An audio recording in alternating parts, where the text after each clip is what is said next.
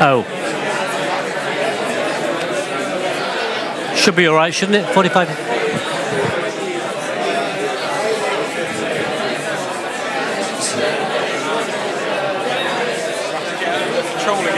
Yeah. I love it. I love it.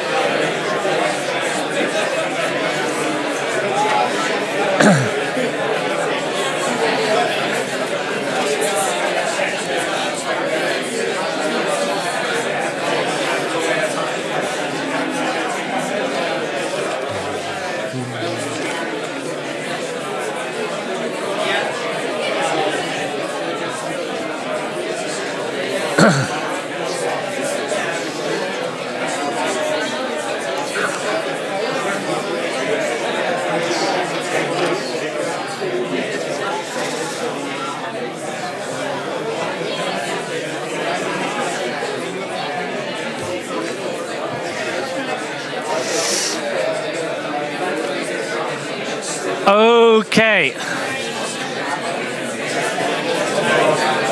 Okay. Okay, if we can come back together, please. Wonderful, there you go. Well, that's woken us up.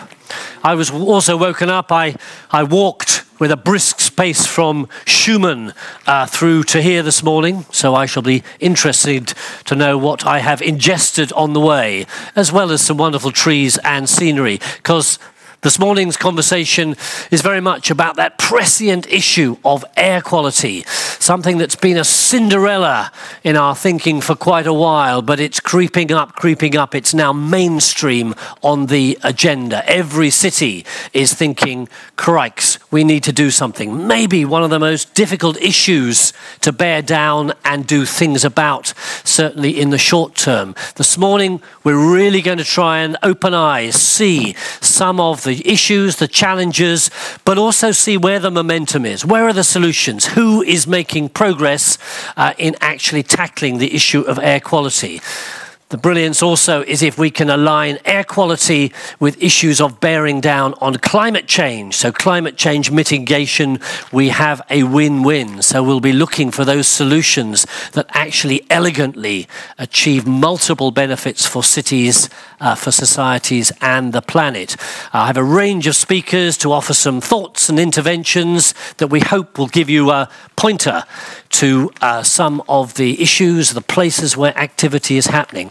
Right at the start, I want you involved indeed. How many of you are plugged into Connex, the app which is being used for this event? Okay, I'm glad that you are really smart, globally connected. Okay, how many, if I gave you 1 minute, would connect into it? Okay, if you have a friend who can help you, do it now. You've seen all the stuff. It's Connex, and just go through. And we are the the thing on air quality in cities, because we've just got 1 or 2 polls to kind of to get us going. But if you see a question coming up on the poll and you can't tap it into your machine, then I'm going to use an alternative low-tech solution. But it's just to kind of sensitize, because this isn't some faraway policy issue floating over there. I'm a citizen. I go into cities. It's my lungs. It's my air as well. So we all have a stake in this issue. And I think one of the things we want to draw out is how we get personal. Everyone can be taking actions. So right at the start, I think I've got a first polling question. Let's see if this works. And as I say, if it's all too frightening for you, so if we put the polling question up, here we are. It's about in which city, in your city, so think of your home city, the one you go, I'm from, or nearby. In your city, which source of urban pollution needs to be tackled most urgently? Okay, so is it road transport, shipping, construction, domestic heating, industrial activities, agriculture, or other? And I know some of you will say all of them, but which one? If you want to say, push that button, get those girls and boys working on that, which would it be? Okay, so I'll give you about 30 seconds to think about those of you who are enabled. If you're not enabled, the future is connected. So stop thinking you're above it. You're part of it. Join it, okay? Okay, so I'm going to do an interesting straw poll here. So we've got 56. Who not connected would also say, yeah, road transport. Just have it, okay, that goes up to 83%. Shipping. Okay, no one from Rotterdam here? Okay, yeah, maybe. Okay, construction. Domestic heating. Interesting. Okay, industrial activities. Agriculture. Interesting. I wonder in the coming years how many hands more will be going up. The great hidden menace to our air quality and other. Okay, and I still haven't woken up. No, that's fine. That's good. We're all with us. Okay, so interesting. In a sense, there's no right answer because we're all different. But to just get us into this subject a little bit more, understanding a bit about some of the challenges we face and pollution sources in cities, etc. Delighted to welcome, to give us a few words, project leader at the Air Quality and Climate Unit, the JRC, the Joint Research Centre, Philip Tunis. Give us the heads up on one or two thoughts about this issue. Can we keep the polling question up for a moment? Just for, or maybe not. I'll leave you to decide. Oh, don't worry. Move forward, yeah. Okay, I just wait for my presentation. Okay, that's fine. Okay, thank you. This is working? Yeah, this is working. Good morning, everybody, and thanks for inviting me. I would like in these few minutes give you some kind of overview of what we are doing at the Joint Research Centre regarding these aspects of air quality and climate synergies between the two. I'd like to start with this picture, and I know it's a little bit challenging to say what I'm going to say now on the basis of this picture, but the situation has improved in the recent years with regards to air pollution, and this is due to the actions that have been taken not only at EU level but also at local scale level. But we still continue to be faced regularly to this type of events, of smoke events, and this is one of the European cities. Maybe some of you will recognize it. And this is quite often coming back in our lives, and I would like to, so we have to face this problem and try to find some solutions to solve it, or to reduce at least the disagreement of this type of situation. So air pollution is a complex mixture of different pollutants, and I will focus my attention in this 5 minutes or 10 minutes to the fine particulate matter. 5 minutes to the fine particulate matters. And just to remind you that fine particulate matters is extremely fine, so especially the 2.5 micrograms, micrometer PM, which is, as you see here, very small compared to a human air cross-section. And I focus on this one because this is the most damageable to the public health, and it's responsible of, according to the current estimates, to 400,000 premature deaths each year in the EU 28, which represents more than 1,000 per day. So let's look at this in different cities. Of course, we know that different cities are impacted by these events. So maybe two good news.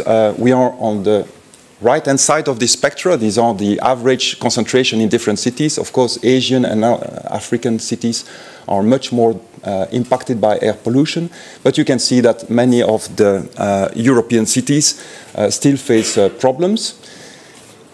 This is the EU directive, so this is the level that we should not overshoot according to the EU directive. This is 25 micrograms per cubic meter. And you see that many cities comply with this level. But if we look now at the WHO guidelines, the World Health Organization recommended values, which is 10 micrograms, we can see that most of the cities still face problems regarding these PM 2.5 concentration. To give you a hint on what this means for your health, we have brought, my colleague will distribute some particulate matter filters, which are at different levels. So you will see a blank one, which is, of course, the clean one, another one at 10 micrograms, another one at 25, and then another one, a final one at 100 micrograms, which represents a very heavy polluted day in the Po Valley where we work. And to give you an idea, so please circulate the four together, because otherwise it's difficult to compare. And to give you also another hint, this would correspond to your lungs after spending 4 or 5 days in an episode, which is normally the duration of an episode. So what makes it difficult to solve this issue is that particulate matter is a complex phenomenon. It can be emitted directly or is the result of complex chemical reactions, which makes it difficult to identify the sources responsible for air pollution. So the main question is, we know which sources are there, but we cannot quantify their impact. So we know that, and this was the question, agriculture, traffic, residential, or industry play a role, but we don't know how much. And we don't know how much is coming from the city or how much will come from outside the city, would be imported from outside the city. So the GRC has developed a tool to try to answer these questions, and published recently this Urban PM2.5 Atlas, where we screen 150 cities, and we detail the situation in these different cities, checking and quantifying the contribution of different sectors and different scales. And we compare, for example, city scale, but we also have the extended city scale, including the commuting area, and also the country and EU scale. So you will find details. I had left a few copies on the table there, but they disappeared. But you will find also other copies in the tool room, where I invite you to join us after if you need more information. The three main conclusions of this atlas were, first, that cities, and especially the largest cities in Europe, have a major role to play to solve the air quality problems, though they can play at their scale. The second message is that the situation in one city, and it may be quite easy to understand, the situation in each city is different. So the answer to the poll before, probably everybody is right, in the sense that each city is specific, and in some cities traffic will be important, in others residential, and so on. And the third one, which is maybe was a surprise for us, is the role of agriculture and the important contribution of agriculture. And I could see also that very few hands were raised regarding agriculture, maybe because the emissions take place outside of the city, but they still have a major role in the air pollution inside the city. The last point on which we are working on now is to try to make the link between what we identify as the key sectors responsible for air pollution and the measures that we could take and implement to try to solve the problem. And there I just copied, adapted from this slide from the work of Van Schneider-Messer and Paul Monks, who looked at the differences or the synergies that you could get between action that you implement for climate purposes and for air quality purposes. And fortunately, most of these actions would be beneficial both for air quality and climate, like energy efficiency or all the renewable energies.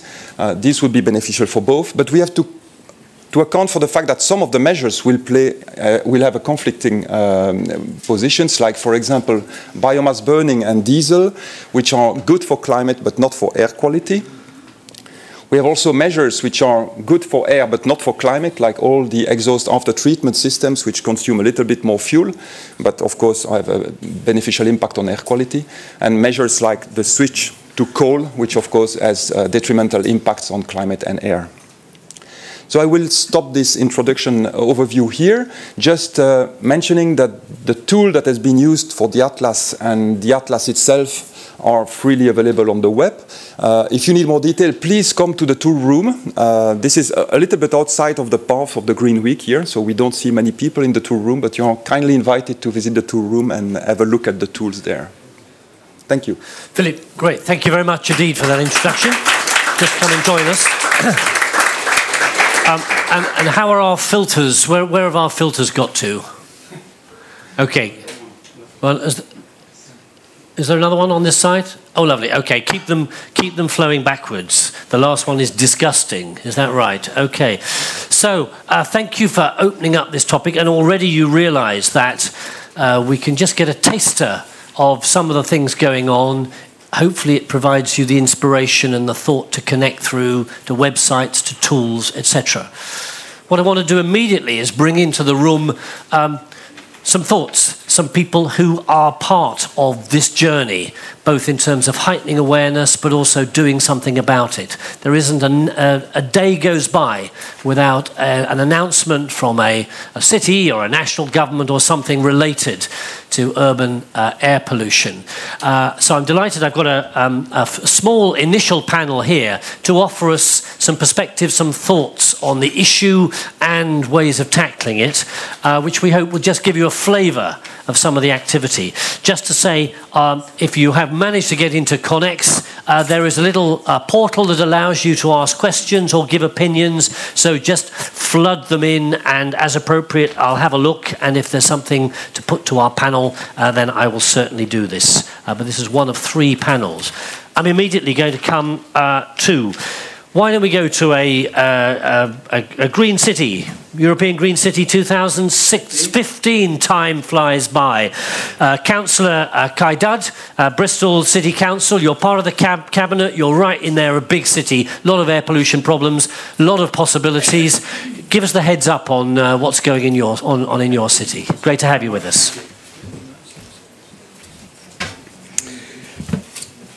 Thank you, everyone. Good morning. Hope everyone's okay. Thank you for inviting me here to the conference this week. And I've come here to talk to you about the crisis that we face in Bristol. It is an environmental issue. It is a sustainability issue. But first and foremost, the air quality issue is a public health issue, and that's the way we're positioning it in Bristol. Bristol's got a population of around 450,000 people, but we can link 300 premature deaths every year to poor air quality, and specifically NO2 is the dangerous element in that mix. So as you can see from this slide, this is a map of Bristol, and the problem is that it's worse in the city centre. So the red district there is the worst district, and it's not just about the 300 deaths. It's also the other health-related issues that are created by poor air quality. So asthma, we've got issues with poor lung growth in children. We've got issues with low weights in babies. So it's not just the deaths that we're worried about, it's the underlying health issues caused. So this slide demonstrates that for every 100 deaths, so the red ward there, so between 10.5 and 11 deaths per 100 are related to poor air quality. And it's quite ironic in a way, because the area in the centre there, the red district, which is Lawrence Hill, actually has the lowest car ownership in the city. So it's very ironic that the people who don't cause the problem are most affected from it. And many areas in Bristol, the NO2 levels are double the legal limits in many cases. So the sources, many of you will probably know, but the sources in Bristol, the NO2 emissions, buses 23%, diesel light good vehicles 22%, diesel cars 40%, and obviously HCVs, heavy good vehicles 8%.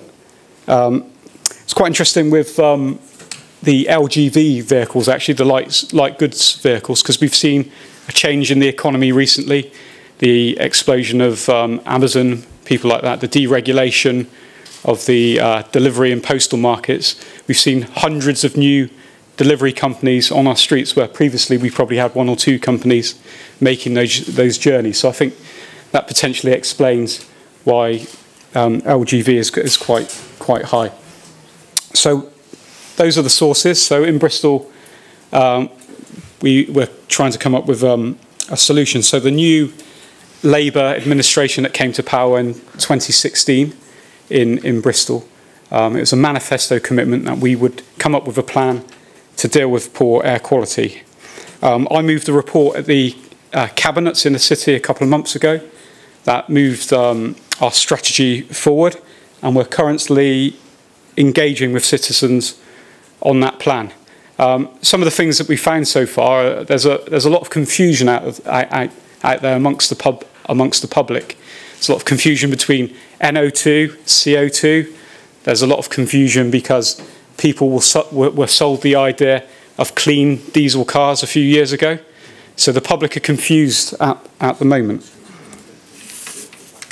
But it's quite interesting. We've also done a quality of life survey recently in Bristol, and 2/3 of people that responded to that survey, which is a good sample of the city, said that poor air quality is a problem in Bristol. So people recognise that air quality is a problem, but whether or not they agree with the solution that we're proposing may be a different question, a different answer.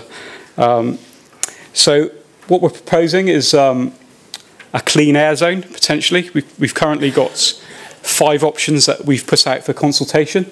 So it could be a small clean air zone in the centre of the city, which is the blue line, or a medium-size clean air zone, which is the green line. And there are options to charge vehicles within both those boundaries. So the most polluting diesel vehicles we will potentially be looking at to charge to come into the centre of city, so we can change behaviour and drive behaviour change. We are engaging widely, so the business community, the delivery companies, residents. We're also looking at what carrots could we put onto the table for the taxi industry. So we've put some money down on the table for the taxi industry to support them to change from diesel vehicles to electric taxis. We're retrofitting our bus fleet. We've also been successful in a bid for 130 biogas buses. So it's not all stick. We're trying to get as many carrots as possible. But I think to drive behaviour change in Bristol, we're going to have to do something quite different and quite dramatic. So as I said, the 5 options are out for consultation. They come back to me in August, and I'll then make a decision on what option we take forward for implementation, hopefully in the new year. So thank you for listening. Thank you very much. Brilliant, thank you. Goodness me, who'd be in politics, hey? Because I know the previous administration arguably got voted out of power over parking, you know, parking zones and all the rest of it. One of those amazing issues that we all want it to be lovely, but we don't want anything to change. So I'm going to open up the conversation shortly, but very interesting to see a big city tackling it head on.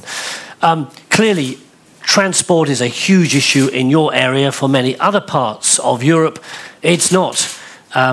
It's not vehicles that are the primary problem, but actually smoke coming out of people's houses, industry, all the rest of it. So I'm going to turn now immediately, hello, to Andrzej Gula, who's from Poland Smog Alert. Let me guess what your concern is, but interesting to get a different perspective.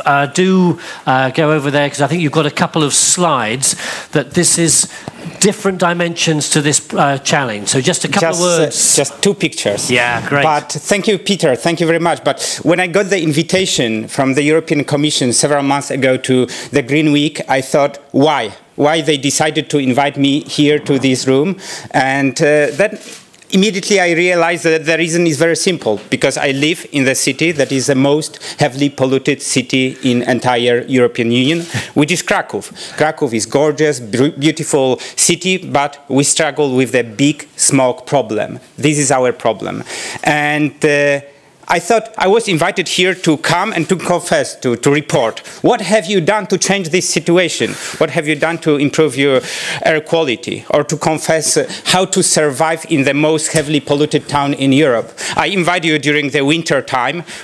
We have over 100 days with smog episodes every year, and you will see hundreds of people wearing the smog mask in Krakow.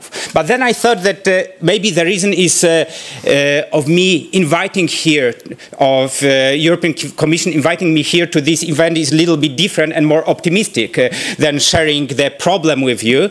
It is that we as Krakow, as inhabitants, as authorities, got the solution of this problem. We have some solution. And I truly must admit that since 2012, when the inhabitants of Krakow got to the streets, thousands of inhabitants, and demanded the action from the local authorities, from regional authorities, from the national authorities, a lot has changed in my city. And it is how the Krakow became the first city in Poland that announced the ban on using coal, and wood for domestic heating. And we are not yet in the situation where we could breathe clean air, but we will get to this place, and we will get to this place quite soon. Starting from September 2019 in Krakow, it will be illegal to use wood and coal for the heating purposes. We know that residential heating is not the only source of air pollution. We know that we can not stop with the action on addressed to the residential heating. We need to work on the transportation. We need to address the industrial emissions as well. But what is really, really optimistic and what is really positive, that starting the action locally, this action grew to the entire Poland. And now we have in Poland over 30 smoke alerts, the grassroots organizations spread around across Poland in different cities and towns. And this action triggered the response of the authorities, of local authorities, regional authorities, and national authorities. So I hope that in a few years' time, when I come here to Brussels as inhabitant of Poland, I would be able to share the good news with you that our daily limits and our air in Poland is already much better and does not pose such a huge threat as currently. And by the way, at the very, very end, I just wanted to show you, because you got these filters. We have the monitoring stations in Krakow.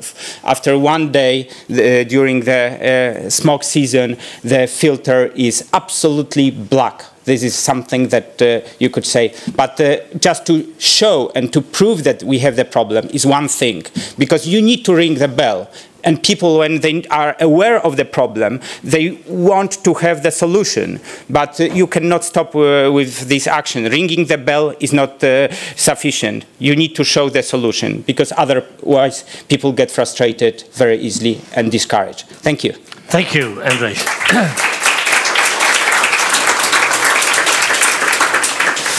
Thank you. Two very interesting, contrasting case studies. Wouldn't you love to have a demonstration going through the streets of Bristol saying, we want clear air? Maybe you have had that. We have, do you want to? Yeah. Yeah, we have. But the catch-up. So there has been small-scale demonstrations, but you'd probably have a counter demonstration as well in Bristol. So I think that's what you're dealing with, the different lobbies. Just before I come to our third panelist, I'm just interested in just this issue you put on your slide about leadership. And I just wanted both of you, because you're involved in a sense the human side of this. How do we we have the technology, we have all the solutions available, but how do we get things that are acceptable? I'm just interested, Kai, in your situation.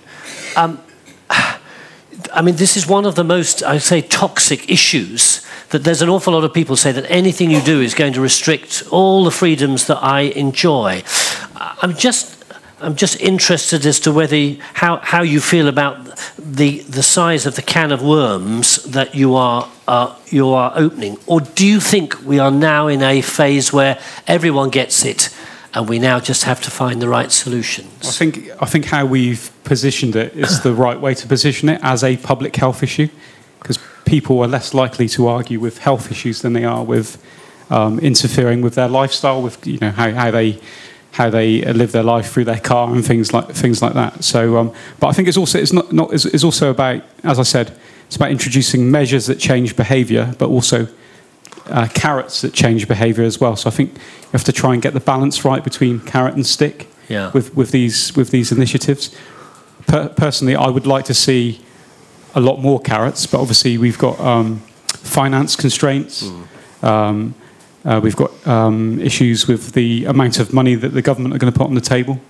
Personally, I would like to see more incentives, but I think we also need the backstop of a clean air zone, of measures that attempt to prevent people from that bad behaviour in the first place. Right. Okay. And do you feel you're constrained in what you can do as a city, either from regional, national, or European regulation and government, or is that supporting you in your journey? I think it's well known that the UK is one of the most centralised states in the world, and cities aren't as powerful in the UK as they are elsewhere in Bristol. So we would like more powers. We would like more powers around the taxes that we can raise, etc. I know London's got a lot more power than Bristol, and you've seen what they can do with congestion charging, right? Situations like that Okay. have improved the situation in London. We don't have that power in Bristol, and it's probably something that we would like to have. Okay. Just maybe a quick question to you, Andrew. Again, people are taking to the streets saying we must change. It feels as though political ears are listening, or is it there's an awful lot of difficult issues we're dealing with in Poland, in Krakow. It fits there somewhere. Are you feeling that how high on the agenda is this? I think that you raise absolutely important question, how to build the acceptance of very difficult solutions. Because when we want to face the problem of air quality, we talk about very, very difficult solutions. Nobody likes banning use of wood, coal, fireplaces, introducing smoke control areas, introducing the low emission zones, congestion charges. For the politicians, it is something they don't like. And the action can be triggered only by people. So people will force this action. But in order to have people to force this action, people need to be aware. And I perfectly agree that the impact on health is an absolutely main driver of this change. Right. And it is how Krakowians took to the streets, because they knew that the air they breathe poisons them. They knew that it poses huge threat to their life, to their children's life, and they don't want to accept it anymore. Okay. We're going to come on in a moment to looking about how you get the data that gives you that information upon which you think, this isn't the place I want to live. But I just want to come across to our final panelist in this little session, Francesco Amodio from DG Regio, European Commission. Obviously, one of the things that makes people feel more positive, if carrots in the form of funding or schemes or something appear to help bring solutions, in less than 2 minutes, do not give me a complete scope of the entire funding opportunities from the European Commission, but just maybe pinpoint 1 or 2 ways we can see, hey, you can draw down on this and there's some possibilities. And if you stay where you are, that's probably the simplest thing. Thank you, Peter. Good morning. Yeah. Good morning. Yes, indeed. I can only in these 2 minutes to reassure that the cohesion policy is supporting air quality. So we have what we call the programming period 2014-2020, where all member states have in their operational program measure for air quality. But as Philippe said, there are other measures which are not called air quality, which are also important. Philippe in his slides show in the diagram that energy efficiency, other kind of measure can also be urban mobility can also measure in favor of their quality. So, and this is something that we do together with member states. Every 7 years, we negotiate a new program. We do together with the other Commission service, DG Environment, DG Move, so that we really did something which is good to achieve this target. But Peter, you said also something else. You said that you talk about new solution, you talk about ownership. So this brings to talk in the last minute that I have available about urban innovative action. Today we are assessing the proposal from cities, from 35 cities which are proposing new innovative solution to tackle air quality. We will announce the winner of this call in October. What do we expect? We expect that these cities take risks which are also from a political perspective, because this project can also fail. But the idea is that we can learn something that can be shared and then the knowledge transferred to other cities. Because funding is important, but knowledge is also important. What GRC, the agency for environmental agency, European Environmental are doing is helping to capitalize the knowledge. And when we come to knowledge, I want just to mention that there is a process which is a multi-level governance process where the Commission, Member States and cities are involved. This process is called the Urban Agenda for the EU, whose objective is in this to put the 3 levels together in order to improve the knowledge, how to do, how to have better action for achieving a better air quality. Right. And if you need more information, colleagues from the Secretariat of Urban Innovative Action and the Urban Agenda for the EU are downstairs to provide you more information. Right. Thank you very much. So the message is there is support, but maybe it doesn't necessarily come with a headline saying air quality support. There are all other ways of bearing down on this issue that have an air quality benefit. Just a very quick question. We've got to drive forwards, but a quick question back to you, Philip. What emissions data is JRC using for air quality mapping, and is it regularly updated? So if we're dealing with 1973 information, it's not going to be helpful. A brief answer on that. Emissions is indeed the most uncertain input data that we get into our modeling chain, and we cannot escape from this, and we have programs that runs to try to reduce these uncertainties, but we rely on the latest data available from the emission community.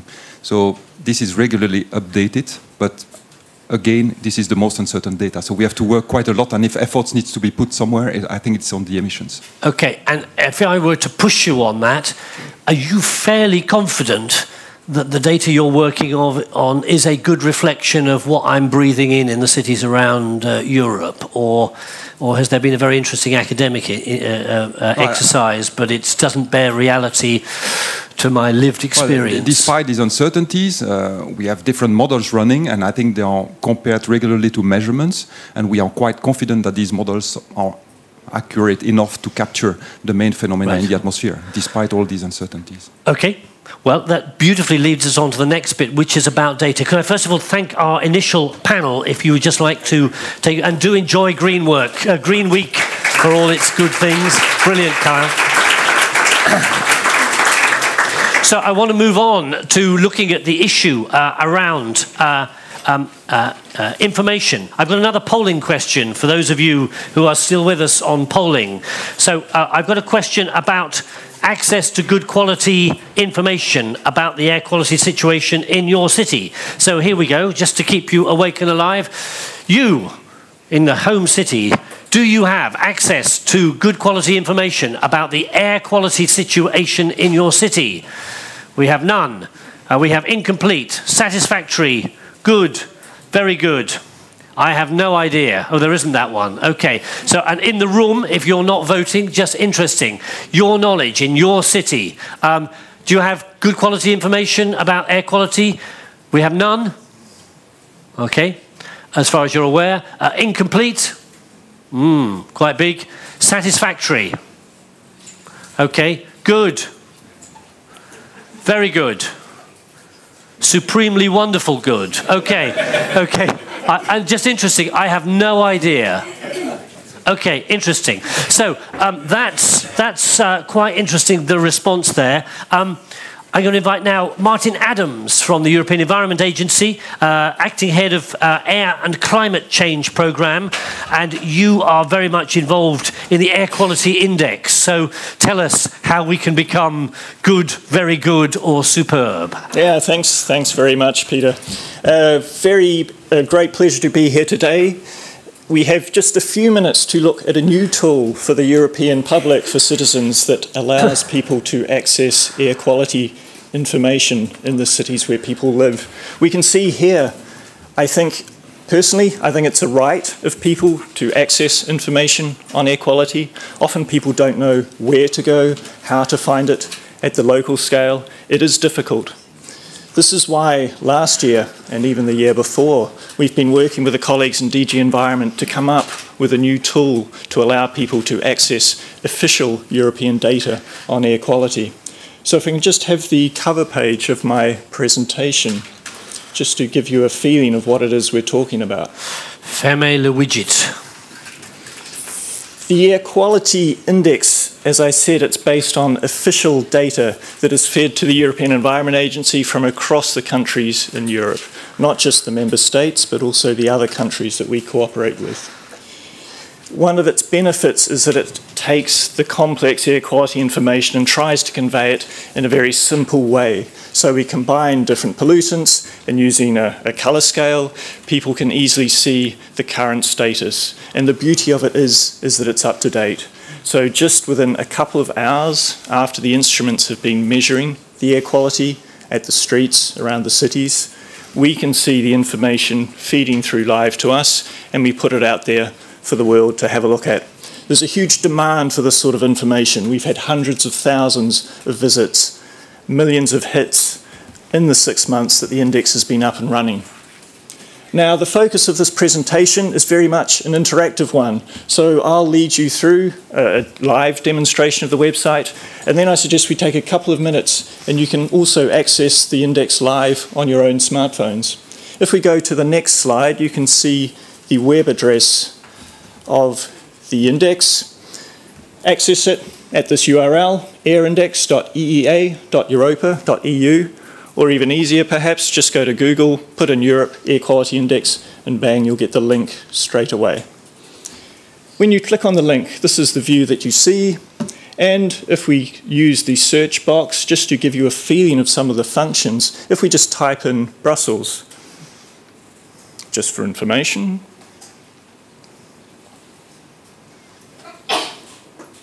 you can see we have a couple of high of poor air quality situations in a couple of monitoring stations in Brussels. So this data, just to stress, it's coming from the Brussels authorities, it's live, it's official, and if we click on that we can see the station, Molenbeek, and we can also see the reason why the air quality is rated as poor, corresponding to the red colour. It's because there's high concentrations of fine particulate matter, PM2.5. The index also allows people to explore further details. So if we select that site, select Show Details. Sorry, if you just go back. We provide some statistics, so it allows users to bury down, to go down and see some of the core statistics about that. So if we click again on that particular site, exactly, Show Details. They say never work with animals, small children, and live IT demonstrations. Here we go. So we have some statistics. You can see on the right-hand side for the different pollutants, which are the components of the index, how these trends have been going across good air quality, poor air quality, very poor air quality across the last period. And the chart in the middle shows for the last 100 days the average situation of air quality.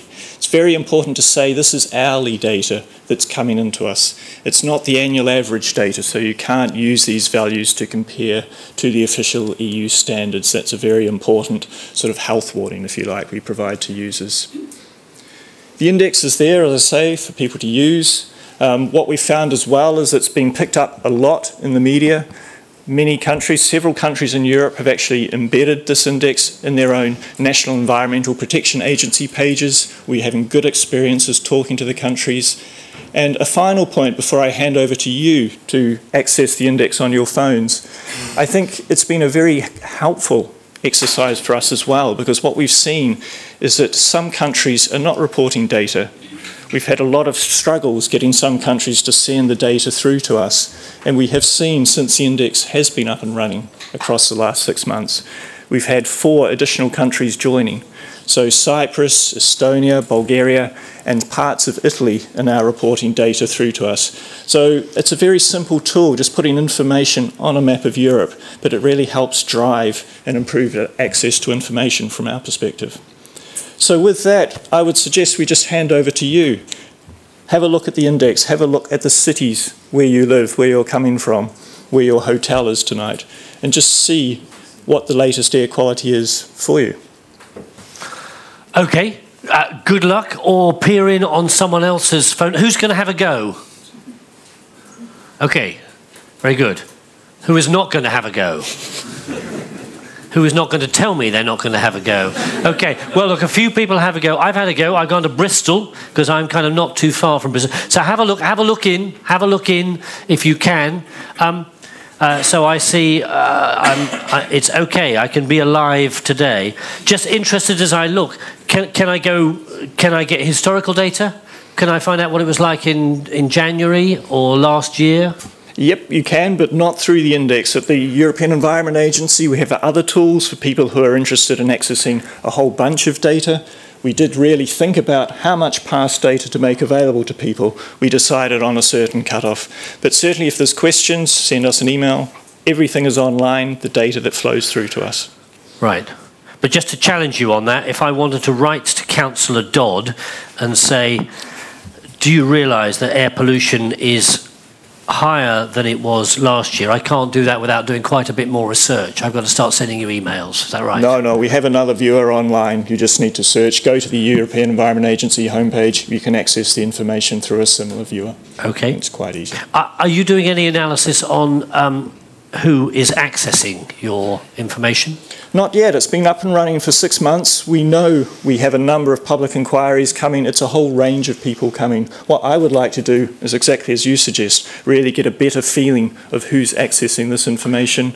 It's designed for the public as an easily communicable way of air quality data. Are you able to do that sort of? Because I know this is a world where I don't want you to really know who I am because you might influence my voting, but are you able to do some analysis or not? What we would like to do, I think, is just put a questionnaire for users who access the index. Okay.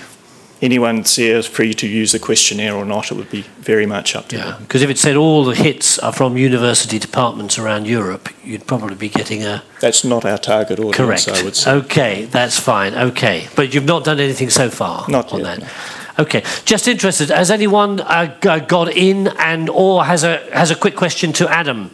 Martin Adams about what's going on with this? We've got a free-flowing microphone. If you're not into, anyone want to ask a question to Martin Adams? Yeah, and if you can make it a brief one and just say who you are and where you're from, that's friendly. Hi, I'm Marcus Krenz from the state of Hessen. There are a lot of black points where said no data. Is it to forcing the cities and the state to put the data also?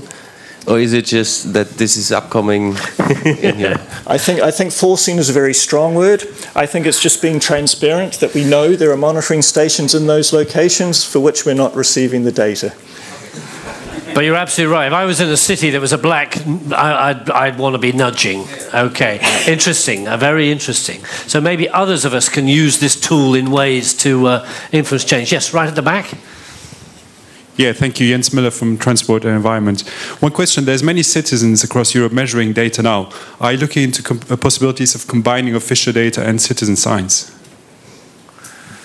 Yes, indeed. We've just actually started a small citizen science project working with some of our partner countries, the different EPAs, the Environmental Protection Agencies across Europe. We'll be kicking that off later this year. Whether we will choose to incorporate that data into the index, it's something we've not taken a decision on yet, but it's very much on our radar, how to get citizens engaged a bit more. And I think importantly for us, for scientists, for policymakers, are the questions about how can we actually use citizen science data, not just put points on a map, but what can it tell us about what measures can be effective, how it's contributing to, say, local air quality modelling activities in the area. I think that's the big challenge for everyone. And just an interesting word, I've just come from a week talking about ICT for sustainability in an international conference in Canada. Yeah. The pace of this stuff and everybody being engaged is engulfing. Yeah. So if you're not absolutely ahead of that curve, you will be seen to be behind it. So I'm sure you're aware of that. Quite agree. Another quick question there. No, it's not a question, it's just adding an answer to Mr. Adams' answer. We are now working in Flanders on a campaign on adding citizen science data with official data. And my colleagues are now discussing with the other European agencies to run the campaign in other European cities. Okay. So that's something coming up for the end of this year. Right. Interesting. So connect into that website, connect into that conversation going on. Martin, thank you very much indeed. And you might be in the tool room. I don't know. Could you be in the tool? Make yourself available at the back afterwards in case people want to have a word. Definitely. And just thank you for the plug. There is a live demonstration of the index down in the tool room. As Philippe said, it's a little bit hard to find. Keep at it. You can find a lot of interesting stuff down there. Thank you. Okay, brilliant. Martin, thank you very much indeed. Could I have my next panel up, please?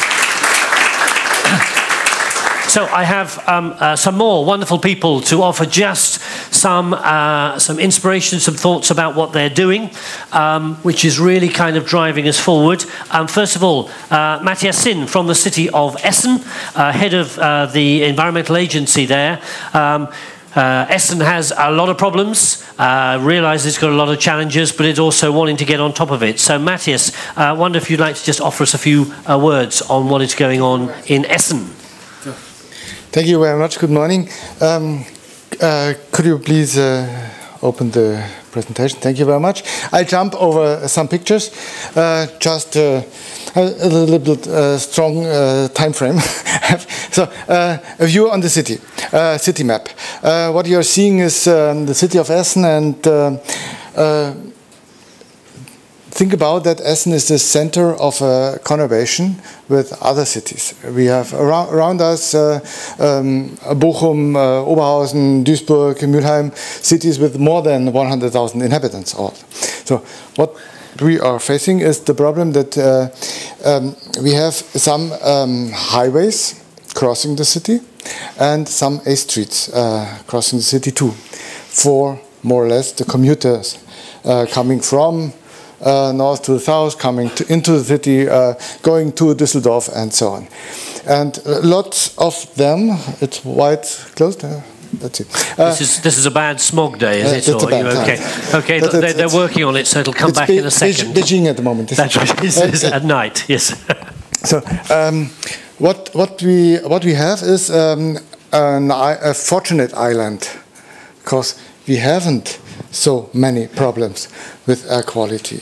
No PM2, PM2.5, no PM10 problem, not one exceeding of particulate matter, but a problem with NOx. So the nitrogen dioxide coming from diesel cars, coming from the cars of the commuters, brings us a little bit of problems in the city. And so we have 2 or 3 linear problems joining the main streets. So with the highways, what could we do? The highways are federal highways, and we have this good movement policy, good movement policy of Europe, so the free market.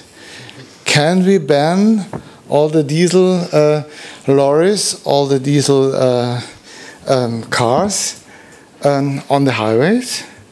Wouldn't be possible. And it's not in charge of the city. It's a federal problem.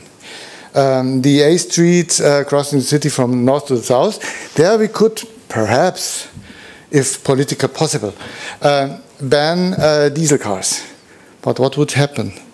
The car would use other streets, and we would exceed there in the housing areas on the other streets the NO2 limits. That's why we have a problem. Right? We have not a real solution for as a city, and it's the same for other German cities, for the problem with the diesel. The diesel Euro 5, the diesel Euro 4 cars, and the diesel Euro 6, without the new ones coming up now. Naturally, we are. Thank you for that. So we are on the way to ban on-rampings in Essen. Possibility to ban trucks on a certain street, part of the street, temporary. And we have in the rural area one of the biggest low emission zones. So these are possibilities to address the traffic.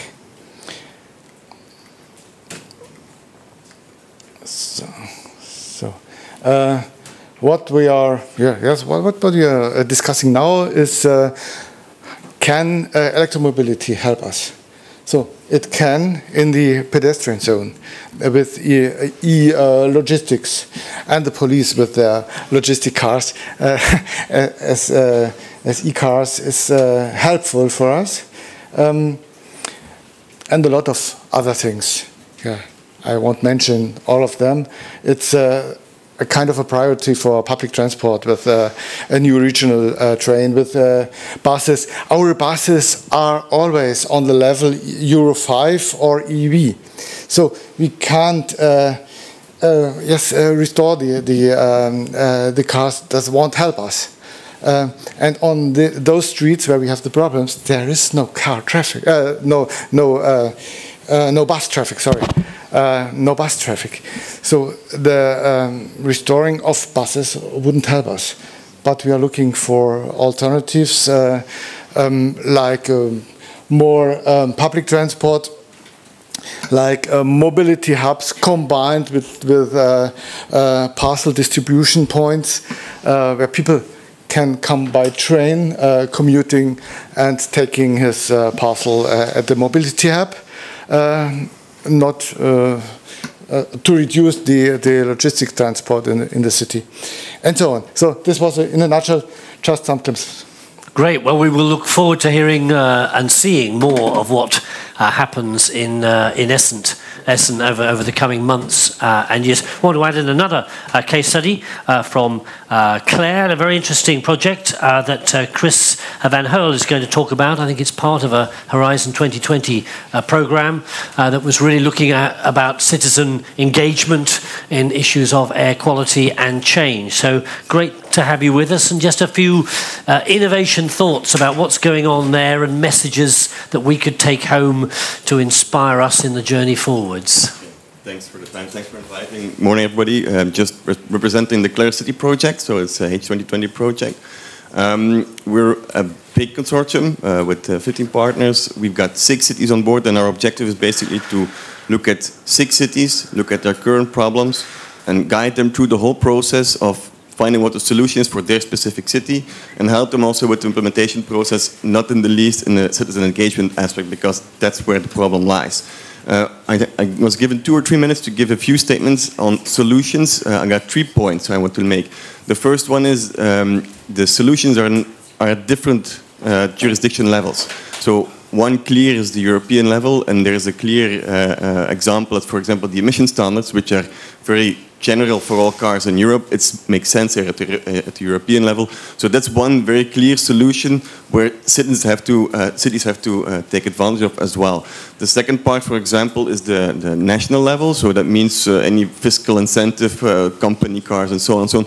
There's no impact of the city authorities on these measures, but cities have to work with that and work with national authorities to also improve the rules so it favors air quality.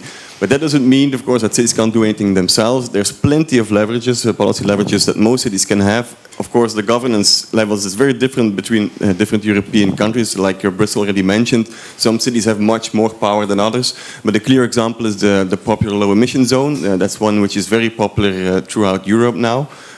In Germany, by the way, it has been confirmed by the judge that cities do have the power to enforce these rules. That's just one measure. There's also infrastructure measures, so urban planning. So just want to highlight that the solution lies at different levels, but that cities definitely have the power, have policy levers. Second point I want to make is that cities are very, very different. We've already seen it. We've got problems with traffic, which is, let's say, mostly Western Europe, and you've got problems with solid fuel burning, to say it euphemistically. Let's call it dead cats at some points. I've been told by some Polish partner in our consortium. So we had our consortium meeting last month in Poland.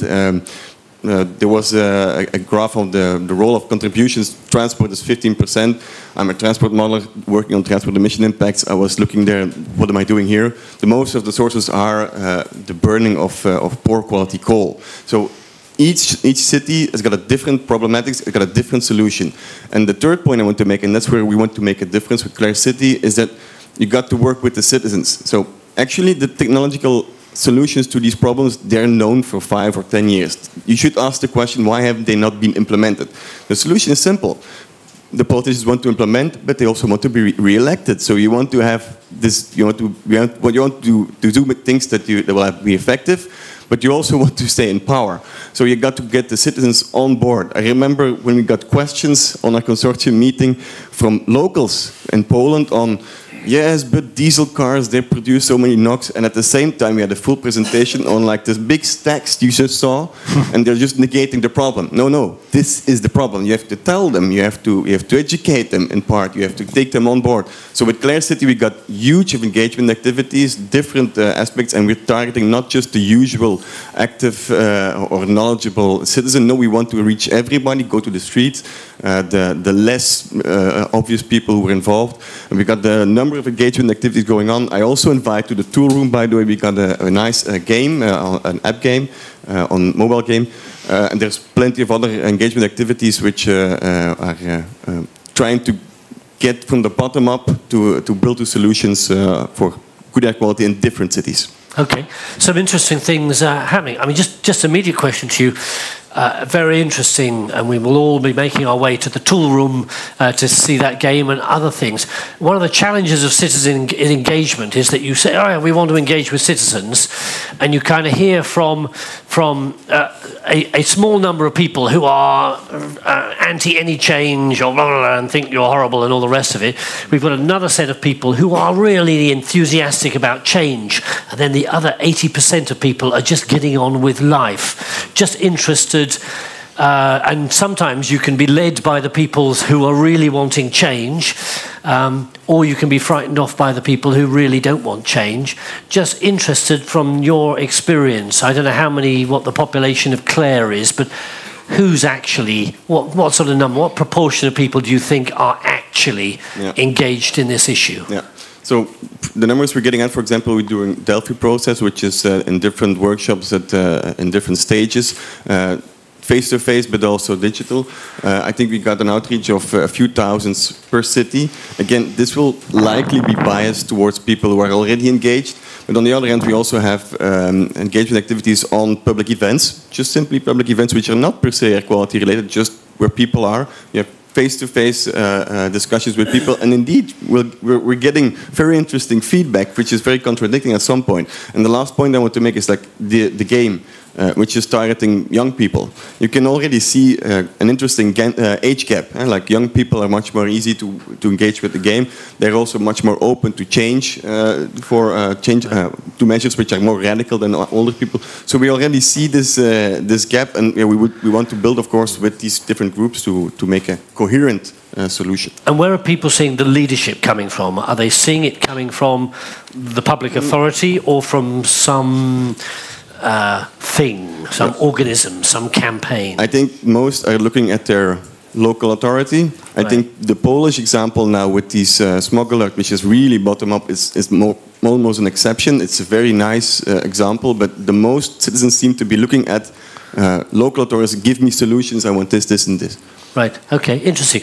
Going to open up the conversation further in a little minute, but I just want to bring in Mans Lindberg from DG Move, the European Commission. Once again, some of these measures, which are particularly about kind of, exclusion zones, all the rest of it involve cost and regulation in order to bring change in place. And I know DG Move and you yourself have been involved in quite a number of these activities. I wonder if you could just offer us a few thoughts on what's going on at the Commission and things people could connect into if they are part of those sorts of change programs, particularly around the mobility issue. Yes, thank you very much. So my name is Mans Lindberg. I work at DG Move, at a unit dealing with sustainable and intelligent transport, more specifically dealing with urban vehicle access regulations. But this question of like urban vehicle access regulations, it's touching both on air quality, of course, and urban mobility as such. And talking about urban mobility, it's a domain under subsidiarity. So basically, from my point of view, there is quite little that we can do so far when it comes to the harder legislation, if you say. So what we have been working with so far is more of exchange of best practice, issuing guidelines, and different kind of networking. So nevertheless, in terms of urban vehicle access regulations, as has already been pointed out, it has come high on the agenda, let's say in the 2 last years. not least after the decision of the tribunal in Leipzig to authorize German cities to introduce low emission diesel bans. Sorry. And as was already pointed out, the first such announcement came yesterday or before yesterday, I think, when Hamburg said that they have the intention to do that by the end of May, I think, for the first one particular street. And also in the last, let's say, 2 years, we have received a lot of questions from members of the European Parliament, from citizens, organizations, asking why is the European Commission permitting this very diverse landscape to appear when it comes to these different kind of stickers or low emission zones or congestion charging, whatever. So that has made us think that we have to act. So we have basically what we already exist is something called Clara. I can like a little publicity. It's urban-access-regulation.eu. Because information to the public is critical. So there you can actually find information about existing UVAR schemes in Europe. You can also find best practices, etc. But we think still that more is needed, and we have also already published a guideline, which was done end of last year, accessible on our website. Guidance documents. So it's 6 different guidance documents on 6 different aspects of this related to information and communication, enforcement, technical options, etc. But still, we think we need to pursue this. So we are currently thinking of how to do. We will probably start by engaging the member states through something called Member State Expert Group on Urban Mobility by using this guidance document we just published as a basis for issuing another rubber stamp document, let's say, by the member states. So that work will start hopefully this autumn. Okay, so that feels as though there's some encouraging opportunities certainly to connect into information and thoughts, and much more work to come. I mean, this is becoming the hot topic, so you have the resource in your unit to be fulfilling all the needs everyone out there has. No, that's the issue. We are 3 people in my team. Okay, if you think there should be more people in the team, then just tap in. We need more resources to support what's going on there. But thank you very much for just opening that window. What I want to do, I'm going to shuffle the pack once again. You're staying with us. Thank you to both of you. And I've got 3 people joining me on the platform. Really, we've had a whistle-stop tour through some of the initiatives, some of the issues, some of the support information available. Just want to draw the strands together a little bit with your permission. So if you're on the final panel, could you join me once we see what the headings are at the front? But just before that, just one more go on Slido, not Slido, the Connex. Just interest, at the end of the day, if we are asking people to make a change, to do something, they have to feel, yeah, I'm willing to do that. And in fact, we are part of that, so we have to make choices as well. Now, I realise that among us there will be vegan walking people who are just virtuous in all respects and have cracked it. But most of us maybe have some areas we would not want a torch shined in terms of the way we live our lives that perhaps are contributing in some way to air pollution, climate change. So I've got a final polling question here. If you, in your city, when you go back, trust me what it says at the top here, what would you be willing to do to reduce your personal emissions?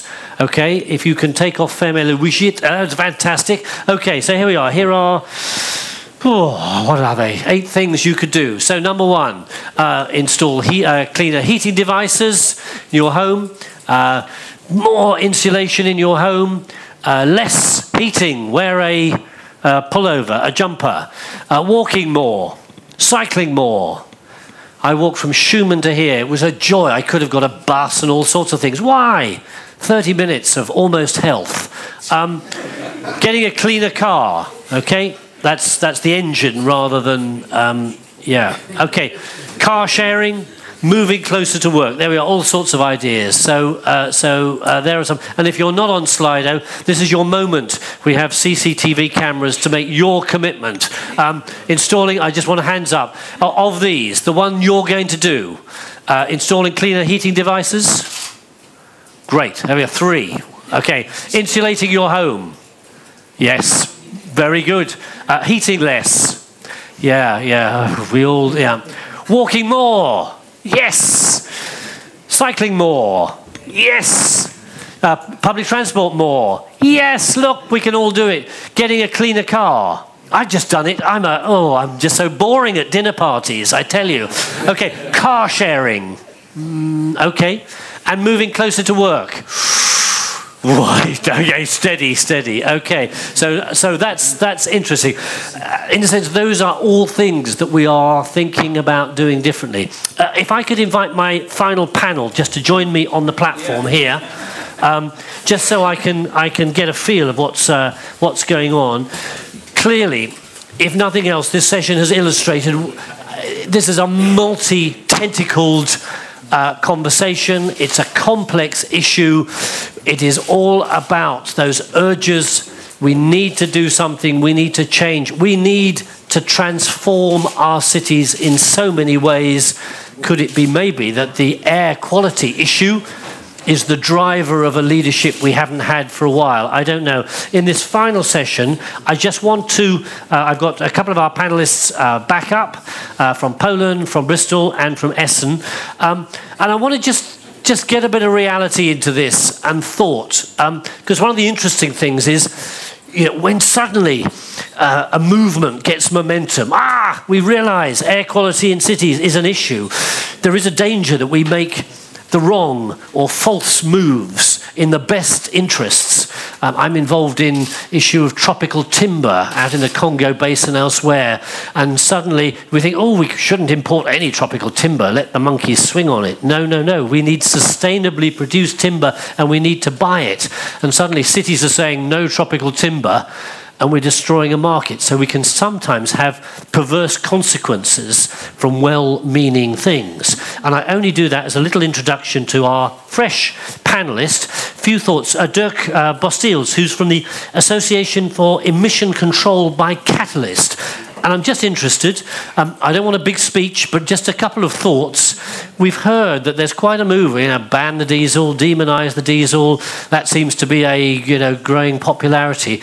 Just interesting whether you've got a couple of cautionary comments to us as to whether some of those sorts of movements, which could get a huge amount of momentum, are maybe not as smart as they could be. So great to have you with us, and maybe just a couple of thoughts briefly from you. Okay, thank you, Peter. Thank you, Chairman, and thank you first of all to the European Commission for inviting AECC to speak at this Green Week session. After a first successful event back in 2013 with the Year of Air, it's a pleasure to be here. And indeed, as the representative of I think the only industry association, at least in this day, and also from what I could see in many other panels, we represent the Association for Emission Control by Catalyst, and we represent the European emission control technology companies. These companies produce and supply catalytic converters and filters to their customers for the control of emissions from mobile sources. So unfortunately, I cannot talk about domestic heating and things like that, but I think we can share some views. First of all, I'd like to draw the attention on what has recently happened, and I think we all know about 2 years ago the Dieselgate, but one of the opportunities that came out of that is that the European Commission developed the first ever real driving emissions legislation, not only the first ever, but the first one in the world. And that is now measuring emissions from vehicles in real use. One of the things we have seen is that this is promoting the uptake of a new technology, which is called gasoline particulate filters. I would like to stress that because we see a shift from the diesel share to the petrol share, and also these petrol engines emit quite a lot of particles, especially fine particles. The DPF, of course, the diesel particulate filter, is well known and highly efficient. Since the year 2000, we saw it on the market.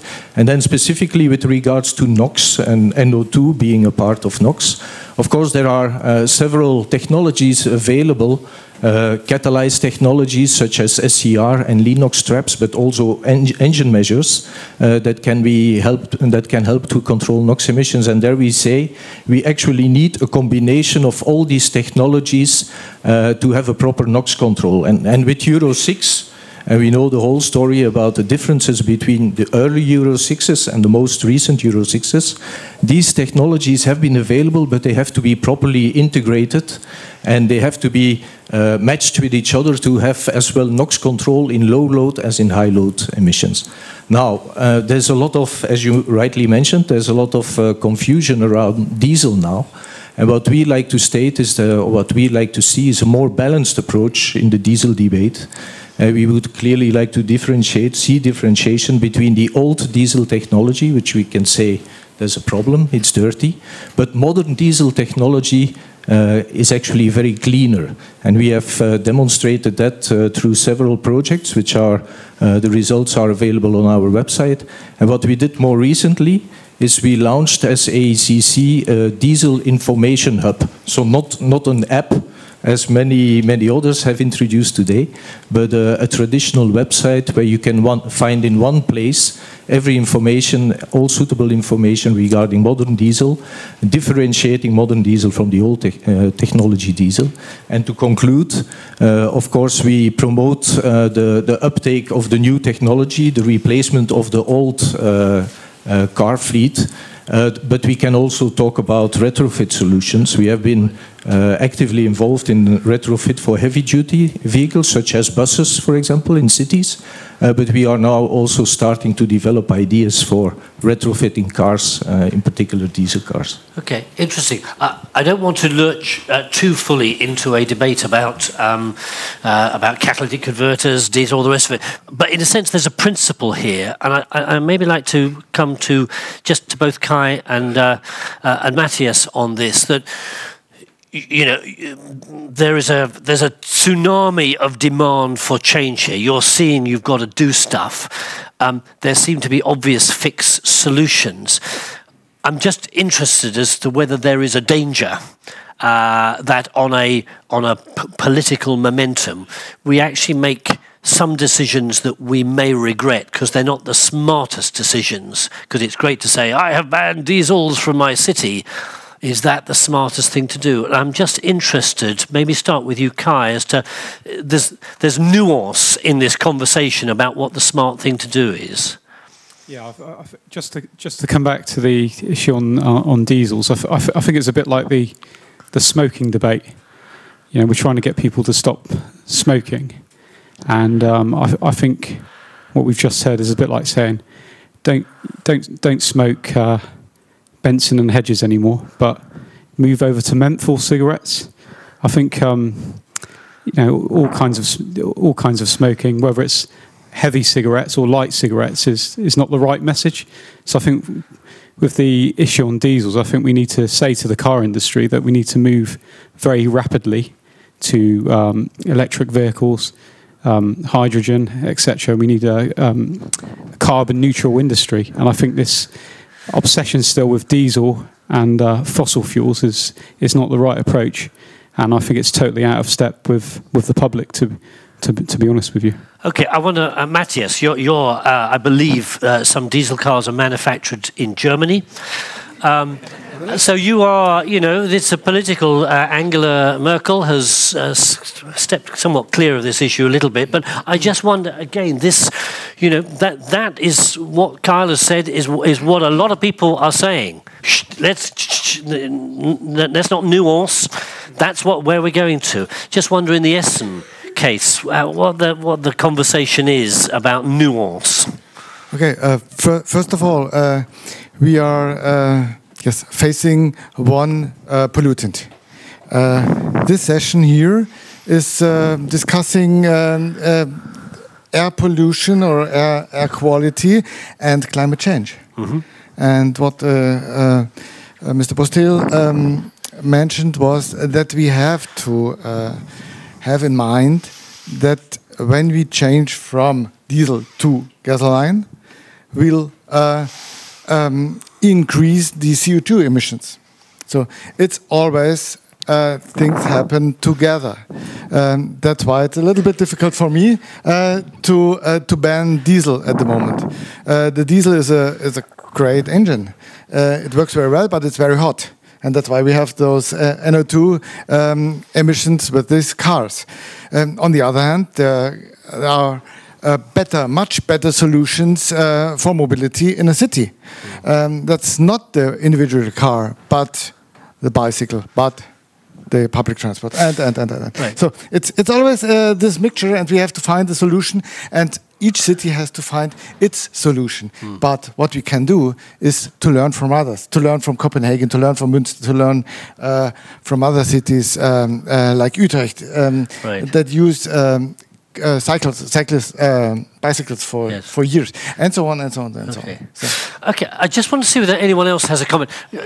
Where we have, I'm sure, have common cause is we want our citizens, and me in particular, to breathe clean air, so that we're all there.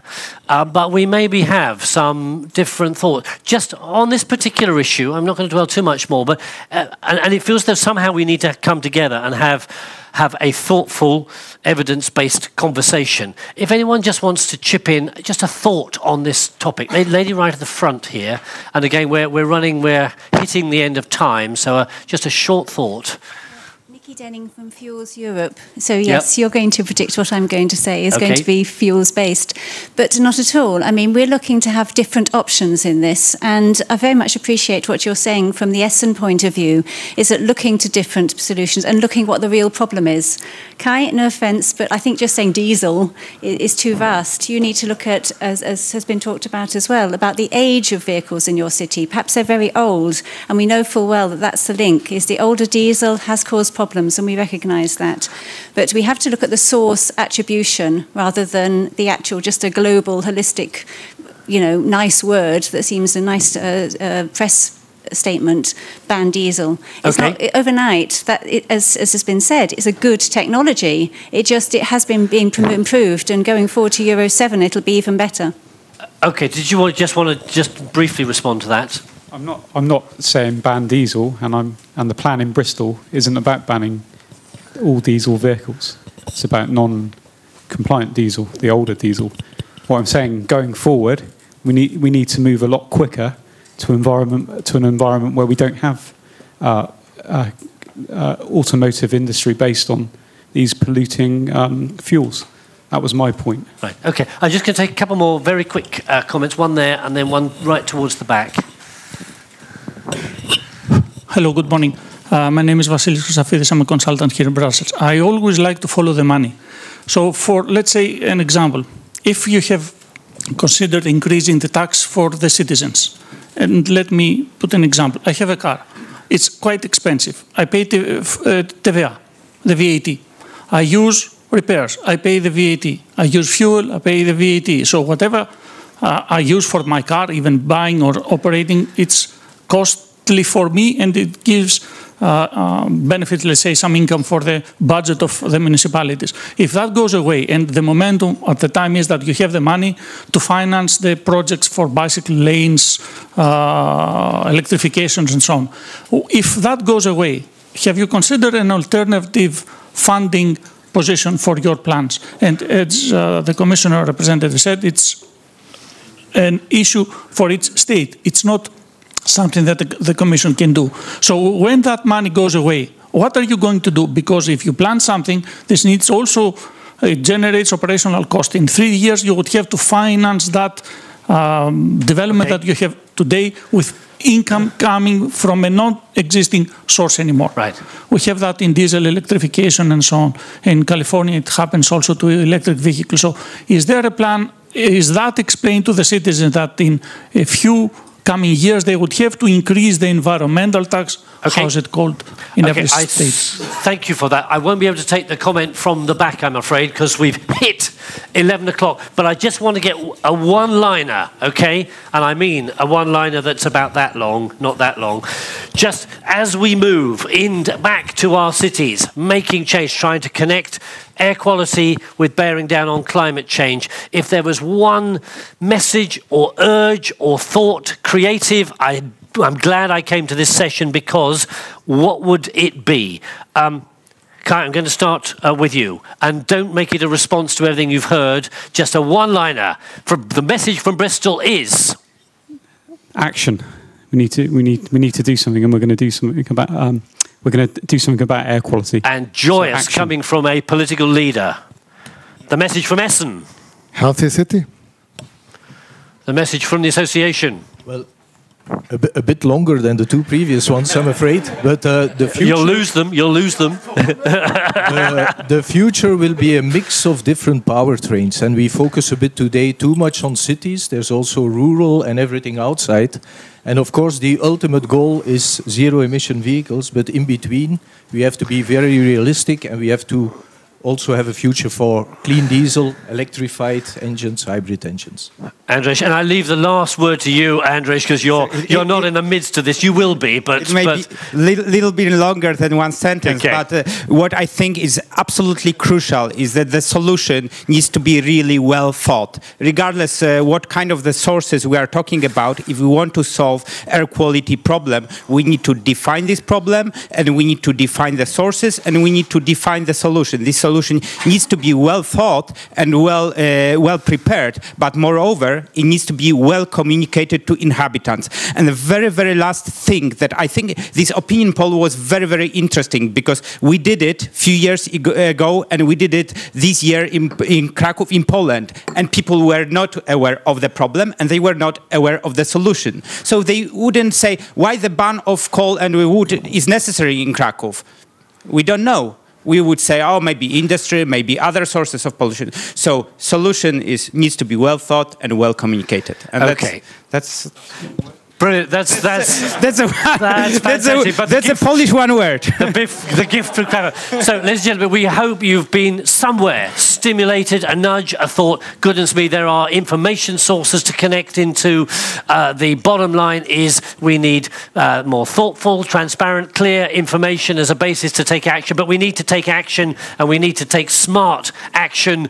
Go forth and transform your cities. Enjoy the rest of Green Week, and thank you to all my speakers and panelists. Great. Thank you very much indeed. Thank you. Thank you.